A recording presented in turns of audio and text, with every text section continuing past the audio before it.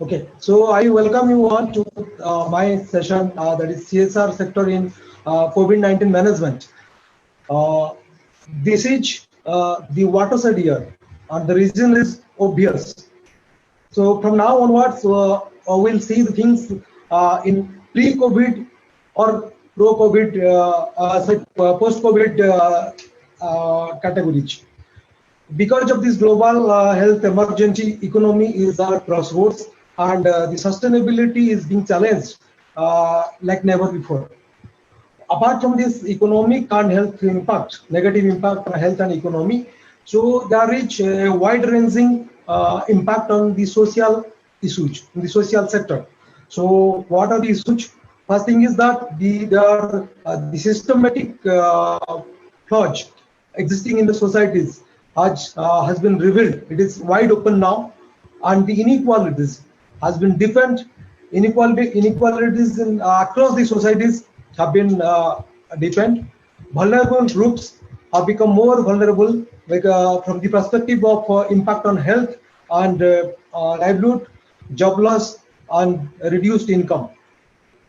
Particularly, families of poor families and migrant families have become the major victims in this pandemic. As reported, there is increased gender violence. Challenge of differently abled persons have become aggravated because of long closure of the educational institutes. There is an impact on child psychology that is a big concern now. Student psychology and social stress that is that caused by the collective mental health. Okay, so that is caused by difficulty in adjusting to the current lifestyles. So all these, I mean, I'm highlighting these few ones. So all these are the social issues that has been that are the negative impacts created by the COVID-19 pandemic. So what is the way out? Definitely, there is a silver lining in the cloud. Okay, we have to be as optimistic. There is optimism in the room. How the way out is that we have to come out in a phase-wise manner. One is the first page is relief, immediate release required. Then the next one is recovery. After getting recovery, we have to display our resilience capacity, and you have to redesign our structures, our systems, and finally the redistribution. Redistribution means the inequalities. That was the major problem that will be addressed when resources will be redistributed in equitable manner. Ripple effects of the pandemic should be addressed in a holistic manner, and this is the time of unprecedented time, and this time unprecedented time on this unprecedented problem, it requires unprecedented cooperation and partnership across all levels. All the stakeholders, all the partners must be included in the recovery plan. So definitely the social sector, the CSO sector is a major partner apart from the government and corporate sector and among others. So increasing role of CSO sector, how CSR sector is important. CSR can act as advocates for several social and environmental issues. They can act as partners. They are the natural partners, and they can act as watchdogs for monitoring and evaluating the implementation at the ground level. They know the situation on the ground pretty well, and they know the situation on the local level. They understand the pulse of the people at the grassroots, and they have the capacity to reach the most vulnerable populations, and they are required for communication and trust building with the communities. NGOs, CSOs, they can act as the bridge or link between the policies and practices. Their experience, their skill, presence, and network, they must be utilized. And vulnerable groups, they are during this pandemic time, vulnerable groups are they require a lot of sensitivity. NGOs and CSOs, they can deal with them in a very sensible and sensitive manner. Definitely challenges are there for the CSO sector during this COVID time. The chief among them is the funding crisis, scarcity of fund that is being experienced by the CSOs of late. As maximum of fund is being diverted towards the pandemic, but towards this COVID-19 pandemic management. Because of this, the funding agency, the source of the major funding fund was the funding is be it the national level, be it the international level. The funding agencies are addressing mostly the COVID-19 issues. And another source is the CSR fund that is being utilized for COVID-19, and a maximum part, a major part has been diverted to the PM gas fund. So because of these, definitely there is scarcity, and it is hampering the previously prioritized programs of the NGOs, the CSOs. Unreported funding for traditional CSR activities reduced by around 30 to 60%. As the companies are experiencing a slump during this COVID-19 time. Effective project execution and delivery is a concern because you have to stick to the social distancing norms. And CSO sector is a huge employer. And because of this crisis in the fund, it may be apprehended that there will be downsizing or there will be job loss. I am not, sending a note of apprehension, but we have to be very cautious about it. There may be some kind of existential crisis, but it should not happen. We have to, the CSO sector should mend their wage so that once the pandemic is over, things will be brighter for them. The challenge, definitely there are opportunities for CSO sector during this COVID time and post-COVID. COVID-19 itself is an opportunity.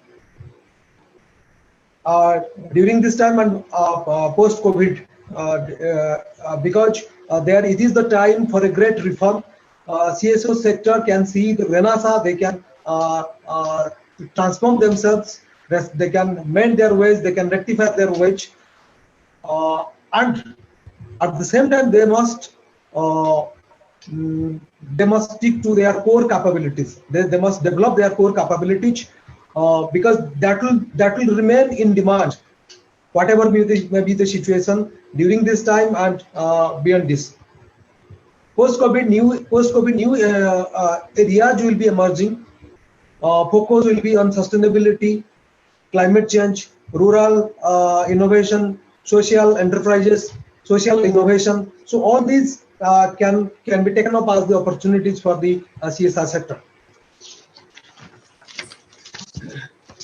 Then during this time, during this COVID time and post-COVID scenario, what should be the approach of the CSOs? The CSOs should rethink and redesign their survival strategies. If survival is at stake, definitely they have to rethink it and they have to redesign their modus operandi. They should they should do this SWOT analysis. They should know what is their strength. They should augment, develop their strength, and they have to think of their weakness also. What are the weaknesses? They have to sort them out, and what are the opportunities and threats outside? They have to take care of it. They have to think of it so that it is required. SWOT analysis is required for staying relevant. They should enhance their core strength because definitely that will be in demand in any time. they should during this time of resource crisis, they should follow the policy of minimum resource, maximum impact. Whatever may be the projects, be it in any sector, any thematic sector, with minimum resources, maximum impact can be created. That should be defined in an innovative way. That should be taken up in an innovative way. That is, the requirement is the better resource of management or resource optimization. During this time of social distancing, we have to maintain the social distancing norms. The CSOs, they should adopt the digital means, and for that they need to improve their digital infrastructure. Then digital infrastructure should be created for them as well as for the communities. And now it is the time for partnerships. They should develop. They should be open for developing new partnerships. They should forge new partnerships. New networks can be established. At the same time, focus on emerging issues like employment, skilling, sustainability, because there is, when I'm talking about the employment, there is a kind of reshuffle in employment that has happened. So accordingly, we have they have to manage the employment approaches, community health, mental health, agriculture. All these are sustainable agriculture. All these are the new emerging issues that can be thought of. And for this, the need analysis of the company that has to be done afresh. The target groups should be counseled. What are the problems they are going through? Their mental health must be addressed. Their concern must be addressed. And at the end, definitely a new set of needs will come up. And CSOs, NGOs, they should develop their projects with that identified needs. Stakeholder engagement is another issue. Stakeholder engagement and stakeholder communication that can be reviewed, that can be redesigned. And another thing is, another point is that we should focus on the SDGs. Now we are living in an era of SDGs. We have 17 SDGs, Sustainable Development Goals, and the CSOs, basing on the considering their strength, their capabilities, they should choose one or two or few more SDGs to focus on. They can focus on, and because for the next one decade, the coming decade, SDGs, all the SDGs, they will be in demand. They will be focused. And another thing, and the last one is they should align with the post-COVID policies of government as well as the global agencies. So these are the clues I'm presenting for the CSOs for mending their wage. Thank you.